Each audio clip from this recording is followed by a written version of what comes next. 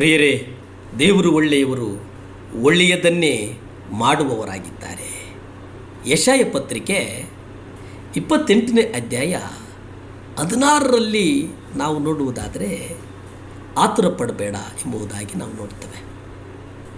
ಆದುದರಿಂದ ಕರ್ತನಾದ ದೇವರು ಹೀಗೆ ಹೇಳುತ್ತಾನೆ, ಇಗೋ, ಪರೀಕ್ಷಿತವಾಗಿಯೂ ಅಮೂಲ್ಯವಾಗಿಯೂ ಇರುವ ಮೂಲೆಗಲ್ಲನ್ನು ಚಿಯೋನಿನಲ್ಲಿ ಸ್ಥಿರವಾದ ಅಸ್ಥಿವಾರವನ್ನಾಗಿ ಇಡುತ್ತೇನೆ.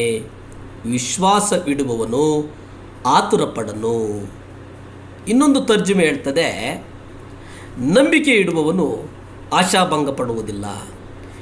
ಇನ್ನೊಂದು ಟ್ರಾನ್ಸ್ಲೇಷನ್ ಹೇಳ್ತದೆ, ನೀನು ವಿಶ್ವಾಸವಿಟ್ಟರೆ ನೀನು ಅವಮಾನ ಹೊಂದುವುದಿಲ್ಲ.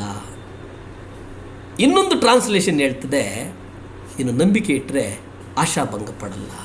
ಅಂದರೆ ಈ ವಾಕ್ಯದ ಒಟ್ಟು ಸಾರಾಂಶವನ್ನು ನಾವು ಗ್ರಹಿಸಿದಾಗ ಪ್ರಿಯರೇ, ಪರೀಕ್ಷಿತವಾಗಿ ಪರೀಕ್ಷೆ ಮತ್ತು ಅಮೂಲ್ಯತೆ, ಆ ಅಮೂಲ್ಯತೆ ನಿನ್ನ ಅಸ್ಥಿವಾರಗಳನ್ನು, ನಿನ್ನ ನಡವಳಿಕೆಯನ್ನು, ನಿನ್ನ ಜ್ಞಾನವನ್ನು, ನಿನ್ನ ಚಿಂತನಾ ಲಹರಿಯನ್ನು, ನಿನ್ನ ಪರಿಸ್ಥಿತಿಯನ್ನು, ನಿನ್ನ ಜೀವಿತದ ಅವಧಿಯನ್ನು ಪರೀಕ್ಷಿಸಿಕೊಳ್ಳುವ ಹಾಗೆ ನೀನು ಒಂದು ವಿಶ್ವಾಸವನ್ನು, ಅಂದರೆ ಆತುರ ಪಡಬೇಡ. ಆದರೆ ಆತುರ ಪಡುವುದು ಬೇಡ, ಭರವಸೆ ಇರಲಿ. ಭರವಸೆ ಇರುವವನಿಗೆ ಒಂದು ನಂಬಿಕೆ ಇರಬೇಕು, ಭರವಸೆ ಇರುವವನಿಗೆ ಒಂದು ವಿಶ್ವಾಸ ಇರಬೇಕು, ಭರವಸೆ ಇರುವವನಿಗೆ ಒಂದು ಕಾಳಜಿ ಇರಬೇಕು, ಭರವಸೆ ಇರುವವನಿಗೆ ಒಂದು ಪ್ರೀತಿ ಇರಬೇಕು, ಭರವಸೆ ಇರುವವನಿಗೆ ನಿರ್ಮಲವಾದಂಥ ಒಂದು ಹೃದಯ ಇರಬೇಕು. ಆತುರ ಪಡ್ತೇವೆ ನಮ್ಮ ಪ್ರಾರ್ಥನೆಗಳಿಗೆ. 1 ದಿನ, 2 ದಿನ, 3 ದಿನ, ತಿಂಗಳು, ತಿಥಿ, ಗಂಟೆ, ಕಾಲ, ವರ್ಷ ಉತ್ತರಗಳು ಬರಲಿಲ್ಲ. ಆದರೆ ಆ ಪ್ರಶ್ನೆಗೆ ಉತ್ತರಗಳು ಬೇಕು. ಪ್ರಾರ್ಥಿಸಿ ಪ್ರಾರ್ಥಿಸಿ ಸೋತು ಹೋಗ್ತೇವೆ.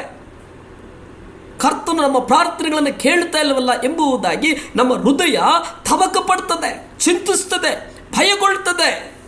ದೇವರೇ, ನನ್ನ ಪ್ರಾರ್ಥನೆ ನಿನ್ನ ಪಾದದ ಸನ್ನಿಧಾನಕ್ಕೆ ಬರಲಿಲ್ಲವೇನೋ?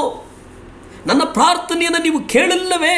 ನನ್ನ ಪ್ರಾರ್ಥನೆ ನಿನ್ನ ಪಾದಕ್ಕೆ ಮುಟ್ಟಲಿಲ್ಲವೇ ಎಂಬುದಾಗಿ ಪ್ರಾರ್ಥಿಸಿ ಪ್ರಾರ್ಥಿಸಿ ಚಿಂತಿಸಿ ಸೋತು ಹೋಗ್ತೇವೆ.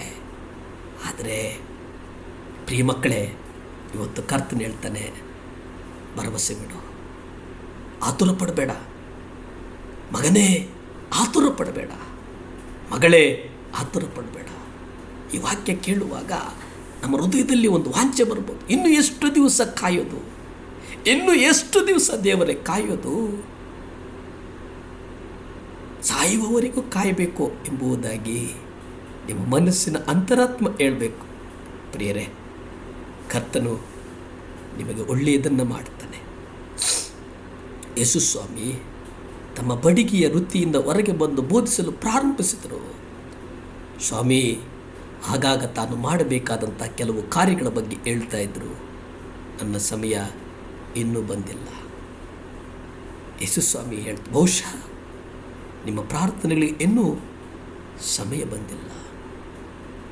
ಯೋಹಾನ ಪತ್ರಿಕೆ 2ನೇ ಅಧ್ಯಾಯ 4ರಲ್ಲಿ ನೀವು ನೋಡಿ, ಯೇಸು ಆಕೆಗೆ, ಸ್ತ್ರೀಯೇ, ನನ್ನ ಗೊಡವೆ ನಿನಗೇಕೆ? ನನ್ನ ಗಳಿಗೆಯೂ ಇನ್ನೂ ಬಂದಿಲ್ಲ. ಇನ್ನೊಂದು ಟ್ರಾನ್ಸ್ಲೇಷನ್ ಹೇಳ್ತದೆ, ಅಮ್ಮ, ನನ್ನ ಸಮಯ ಇನ್ನೂ ಬಂದಿಲ್ಲ. ಯಾಕೆ ಕಳವಳಗೊಳ್ತೀಯ?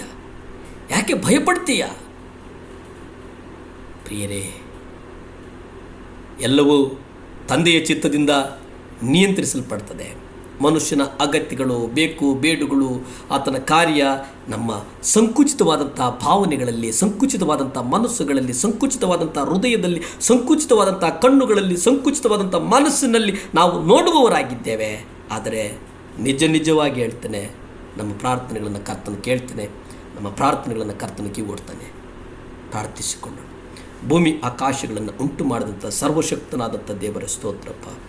ಈ ಮುಂಜಾನೆಯ ಸಮಯದಲ್ಲಿ ಯಾರ್ಯಾರ ಮಕ್ಕಳಿಗೆ ಅವರ ಪ್ರಾರ್ಥನೆಗಳು ದೇವರೇ ತಿಂಗಳುಗಳು ವರ್ಷಗಳು 1 ವರ್ಷ, 2 ವರ್ಷ, 3 ವರ್ಷ, 5 ವರ್ಷ, 10 ವರ್ಷದಿಂದ ಸ್ವಾಮಿ ಯಾವ್ಯಾವ ಪ್ರಾರ್ಥನೆಗಳು ದೇವರೇ ಹಾಗೇ ಇದ್ದೋಗಿದ್ದಾವೋ, ಯಾವ್ಯಾವ ಪ್ರಾರ್ಥನೆಗಳು ಉತ್ತರಗಳು ಬಂದಿರುವ ಸ್ವಾಮಿ, ಯೇಸುವಿನ ನಾಮದಲ್ಲಿ ಉತ್ತರಗಳು ಬರಲಿ ದೇವರೇ. ಮಕ್ಕಳು ಸಾಕ್ಷಿಗಳು ಬರೆದು ಕಳಿಸಲಿ. ನಿಮ್ಮಿಂದ ಸಮಸ್ತವೂ ಸಾಧ್ಯ ಸ್ವಾಮಿ, ನಿಮ್ಮಿಂದ ಸಮಸ್ತವೂ ಸಾಧ್ಯ. ಯೇಸುವಿನ ನಾಮದಲ್ಲಿ ಬೇಡ್ತೇನೆ ಪರಮ ತಂದೆಯೇ, ಆಮೆನ್. ಹಲ್ಲೆಲೂಯಾ.